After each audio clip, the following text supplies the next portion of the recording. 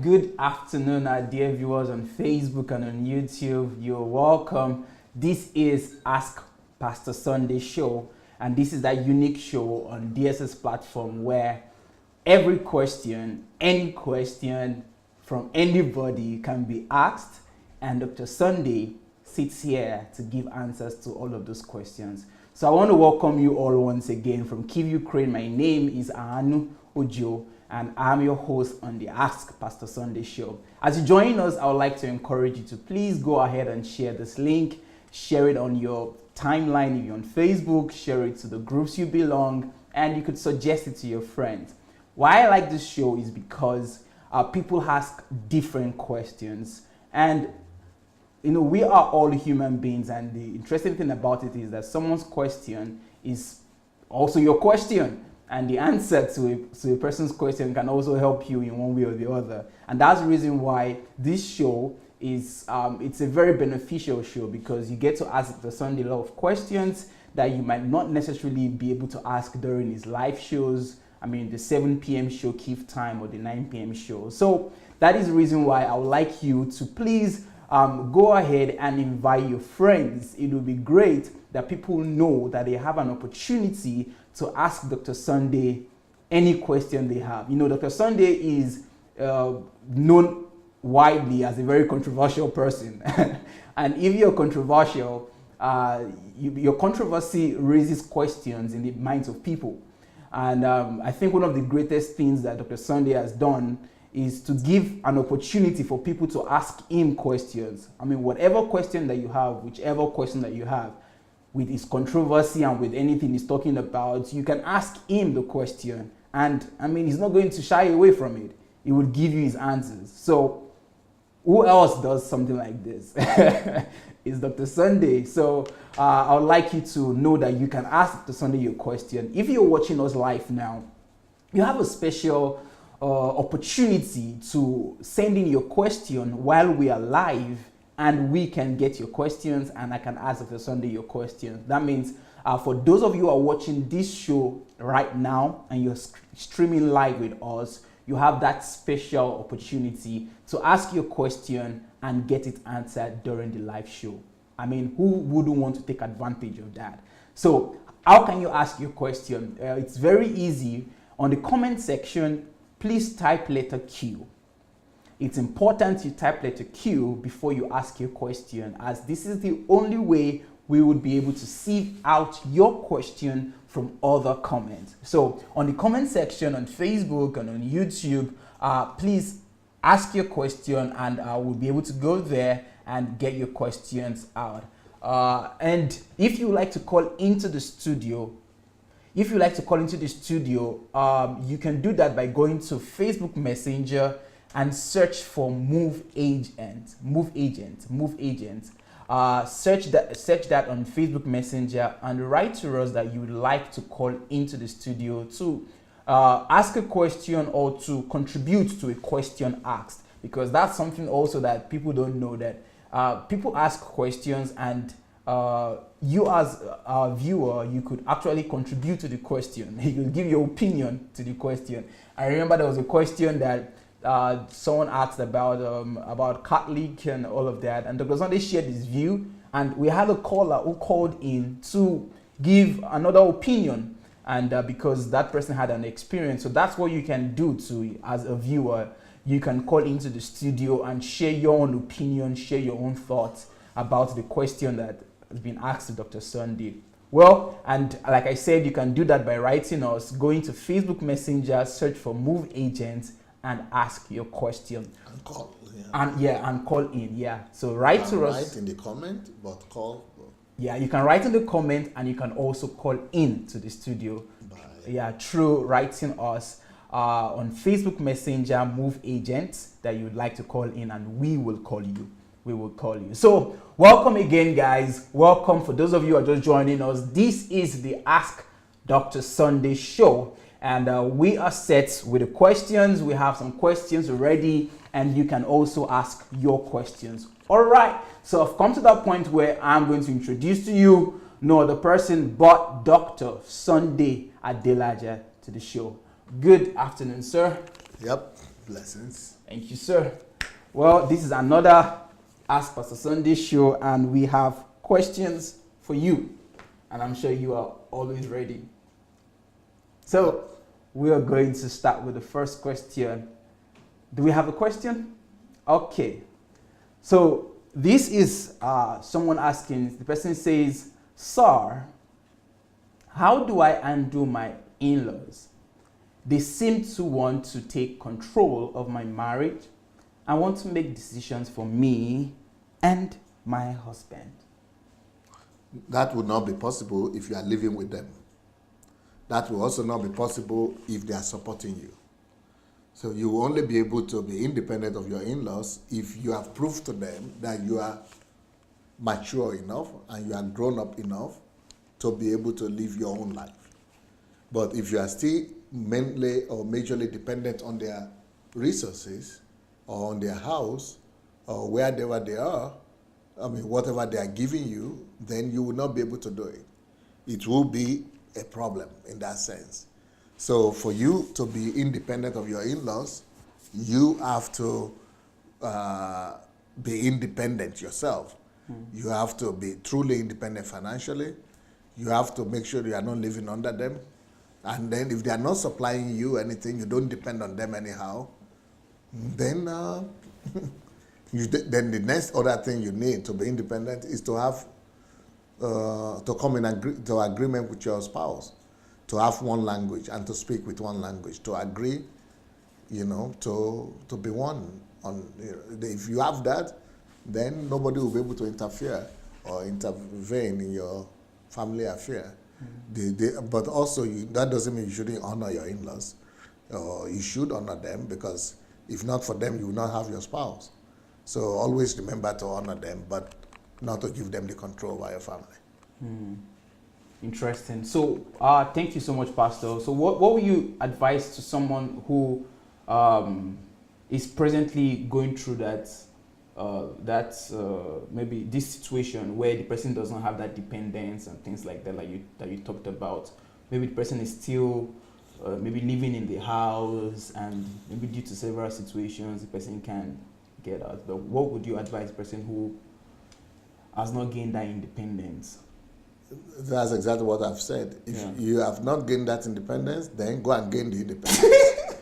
Otherwise, you have to cope up with the fact that they will keep on intervening. And you have to discipline yourself and humble yourself until you become independent. All right. All right. Thank you so much. Well, there you have it. If you are in that situation right now, the best thing you can do right now is to try to get your dependence on yourself. Get your independence actually, or cope with it until you're able to get that. And I think I definitely agree with that, because if you're independent, you're not relying on them on anything, then they shouldn't control you. But Dr. Sunday ended it that you should honor your in-laws, because without them, you won't have your spouse. All right. Thank you so much, Dr. Sunday. We'll be going to the next question. So let's read that before I make some other announcement. Dr. Adelaja, what do you have to say about your followers who are very insultive and abusive? Is this what they learn from you? I needed to address this because some of your followers are even worse than the followers of those pastors you condemn. Okay. All right. First of all,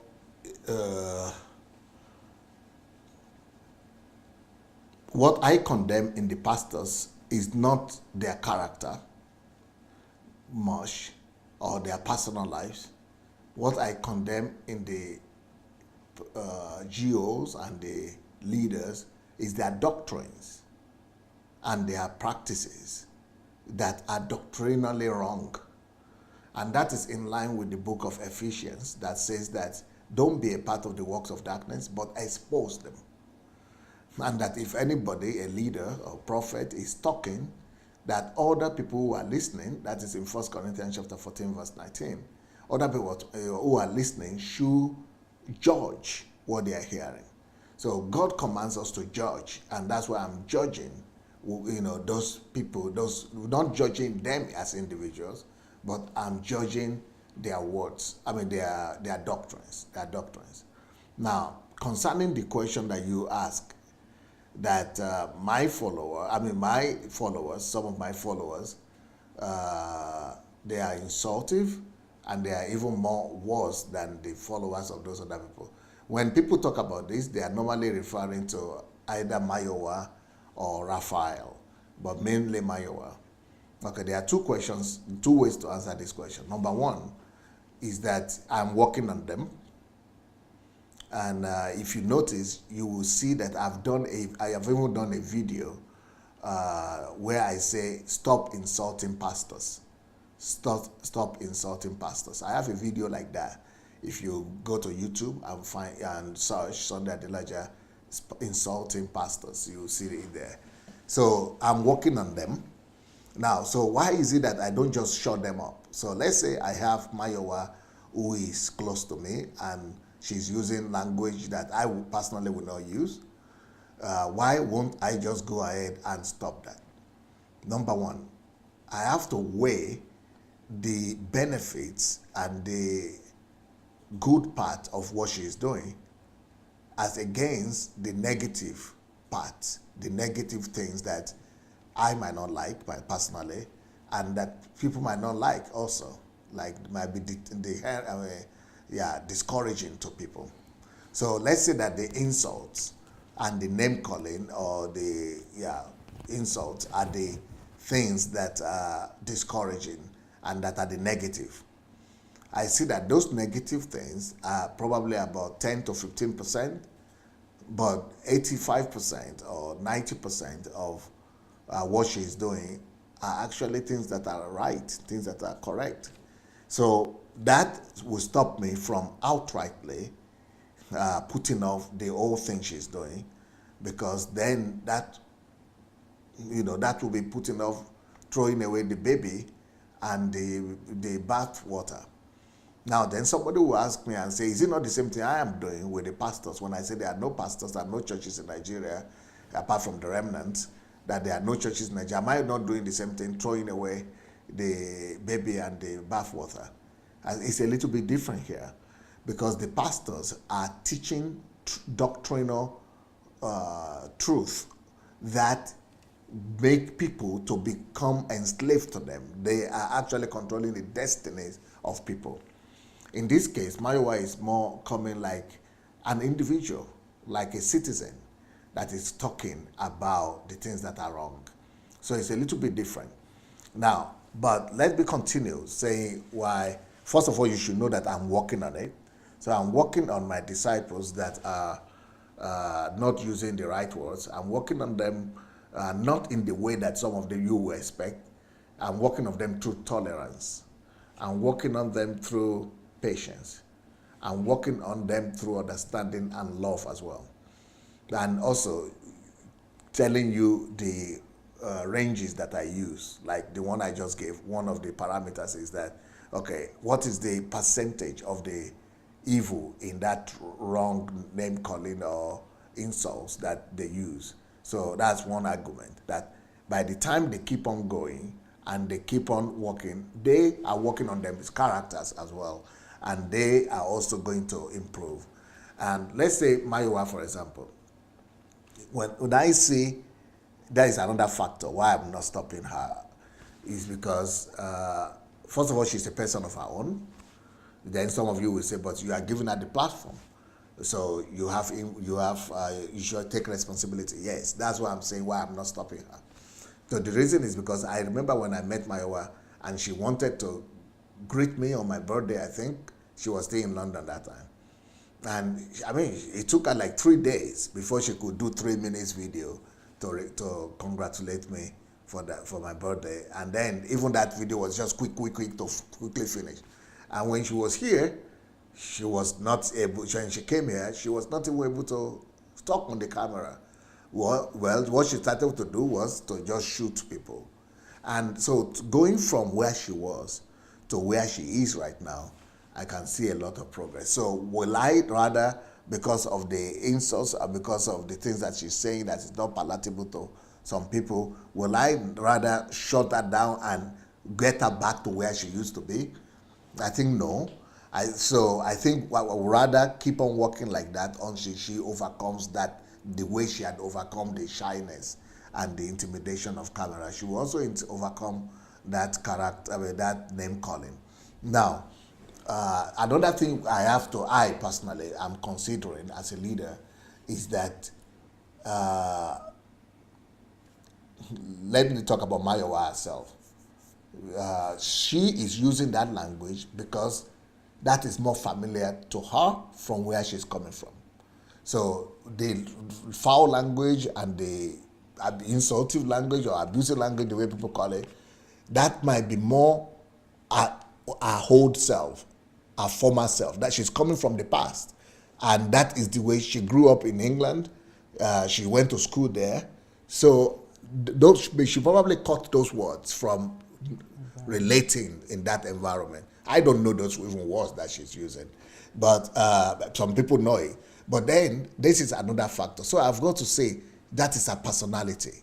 That's what I'm trying to say. So her personality might be insultive to the African audience that she's talking to a large amount of them. But another factor here that does not allow me to do anything too much or drastic about Mayowa's situation is that, let's face it, even though Africans might not like that language, and I think it's not proper to do that, it's not Christian, because Jesus said that if you shouldn't call anybody fool or, if you call anybody fool, you'll be in danger of hellfire. And if you call anybody stupid, what was the other one? Raka or foolish, that you'll be in danger of hell. So I'm sure it's not Christian because Jesus is against it. So since it's not Christian to do that, so I cannot be in agreement with it. But why am I tolerating it? Let me give you another factor. Another factor is that even as much as we say it's not Christian and it's not African, but you see, I want you to do something for me now. Do me a favor. This video that you are seeing right now, we are live. Go and look at the corner there. See the live, the red live something, inscription, and tell me how many people are watching right now. 10, 20, 30, 48. 40, 50, maximum 100. Well, that's me. I'm not using that language, that foul language. You see, we are using the normal language, the one that you like, the one that Christian language. That's what I and Anu here are using. And what we're able to attract is that 40 or 50 people, right? But with the language that she's using, see how many people are gravitating more towards her. When she will come right after me, so come, it's an experiment. Just even if you don't normally watch her, please, I ask a request for you. This one, after this one finishes, please stay back a little bit, maybe about 10, 15 minutes more, and watch her, okay? See how many people will be watching her. So, would I now say it's totally bad? Is it really as bad? Because it's the figures and you cannot fight against a fact. The figures are facts, and you cannot fight against the fact. So the figures prove to me that even our own language is more effective than my own language. And that as much as there are people who are complaining that they don't like, but there are more people who are not complaining.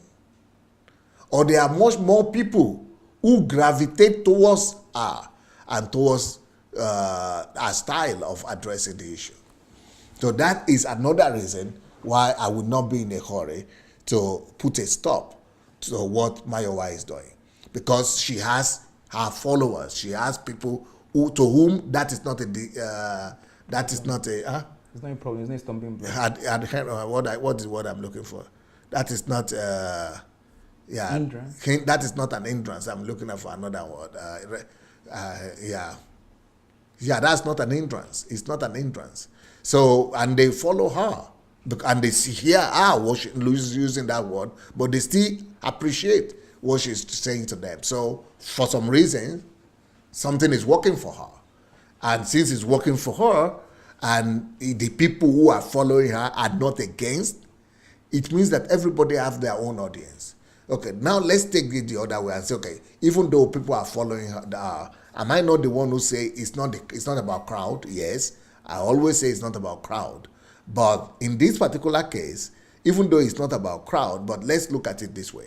If I make her to be using my own language and to be doing things like exactly the way I do it, then what will happen is that she will end up having just those same 30, 40 people who are watching me, watching her. So what will happen to all those other 200, 300, 500 people who are watching her? She might have 500 people watching her today. So that 500 people, they will just disappear. And it will only be I will have the same 40 people, she will have the same 40 people. So where are you people who are cultured? Huh? I can see you following me who is not using foreign language. Where are you people who are Africans? I can see you people following me. So I don't have the authority in that sense to go and stop what she's doing. So that is, I don't know how many number I've already given. That I'm giving so many facts so that you will see I'm looking from different angles and different dimensions. So let me tell you another reason why I'm not in a hurry to stop, especially Mayowa, from using the language and the style. We may address it, normal. Using the style and the language she's using. Why am I not stopping now? I think this is the final point I want to make. I think actually that God in his wisdom is allowing Mayowa to use that language and to have the personality she is having and to have the language, to be using the language she's using. Wow, how can God ever allow that? Well, because God is wiser than us. And because God understands what we don't understand. Because not just because of the figures and the amount of people who are listening to her, but let me tell you why. I think there is a lot of wisdom from the viewpoint of God, as I see it. This is the way I see it right now. Why God will allow Mayowa to use that kind of language against these GOs and pastors. The reason is because these pastors have been elevated to the position of gods of men. A lot of them have been elevated to the position of dominance and to the position of deity, whereby you dare not talk to them, you dare not challenge them, you dare not talk about them, you dare not touch them.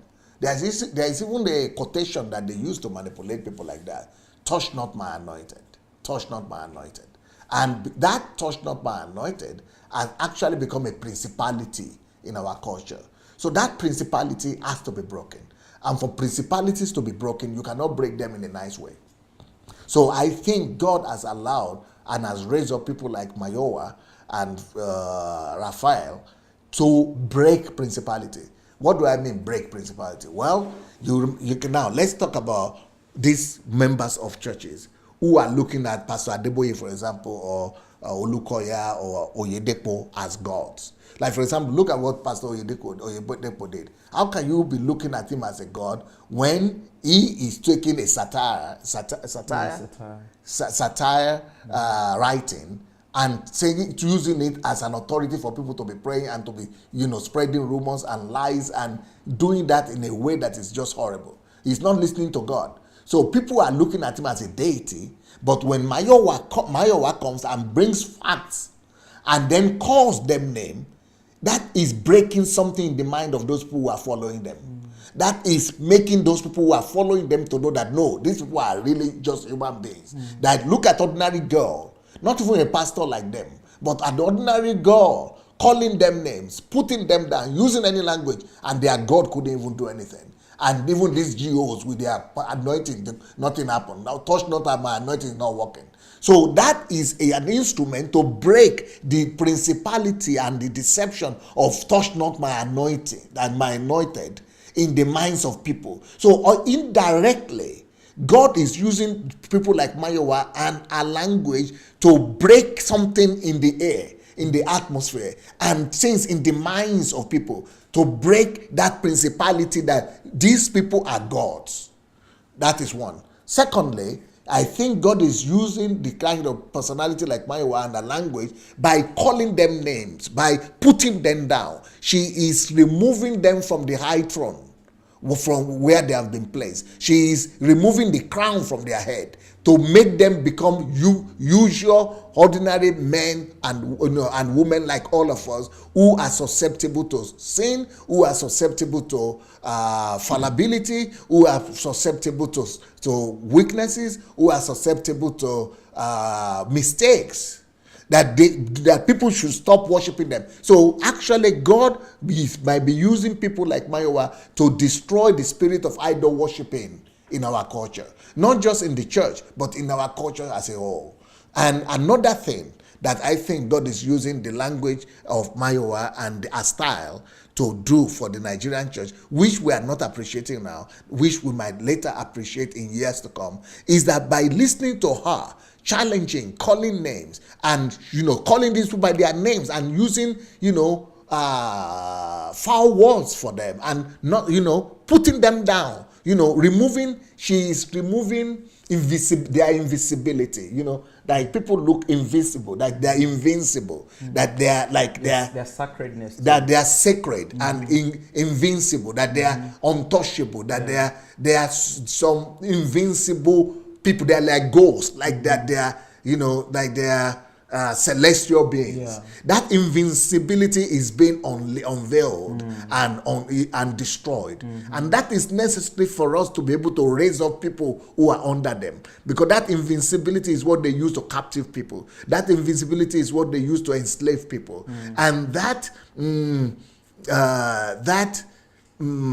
invisibility is what is bringing people into fear. And that is another thing that God is using people like Mayowa to really to address. God is using someone like Mayowa and a language to break the spirit of fear in the people who have been under the captivity and the bondage of these people. Yeah. And people who are following them have fear of them. And God said we shouldn't fear people, we should fear God. We should only fear God. So by bringing that example of not fearing them, by bringing that defiance, by defying them, by the defiance of not fearing them, is also liberating even you who don't like what she's doing. Even you people who might be angry at what she's using, at the language she's using, who might be thinking she's insultive, she's abusing, who might not be angry at her even. Why you are angry at her, you are getting deliverance. You are getting deliverance yourself. Like, knowing that, because it's going into your subconsciousness, and in your subconscious you are aware that nothing happened to this girl. How can she do it? And she's doing it. She dares to tread where angels dare not tread, and nothing is happening. So maybe those people are not angels. Maybe they are not gods. Maybe they are not deity, and they are not. So I see a lot of wisdom of God in what is happening, and I'm very sensitive to, I know what is right, I know what is wrong, but I'm also very sensitive to know how I respond to what is wrong or right. Not because she's just under me. For example, Daddy Freeze is not under me. She's not under me, actually. I don't have anybody under me. She has her own ministry. But because we are friends, and she's, my co-worker here, but Daddy Freeze is not. So even if she would not be the one using that language, maybe Daddy Freeze will, or somebody else that I would not have authority to be able to even tell. But God will still use his own way, and the people in the way that we don't always put in charge, and we are not always in control. So I don't want to become a God also, even in my own house here, even with my staff. I don't want to become somebody that just comes to to tell somebody else who is a free person, who is an individual and a personality. I can only advise. I cannot just come and say, you cannot do this, stop doing this. I can only advise. And I've been advising. But I know that I cannot make things happen in my own strength. I can only keep on working with patience, with love, and allow God and to take his due course, and allow him, and why that due course is being taken, God is also using it for good. God is also using it to set people free. God is also using it to even help these other people that they are calling names, so that they too will wake up one day and realize that we are just humans also at the end of the day. Oh, wow. DSA. It's like you are static.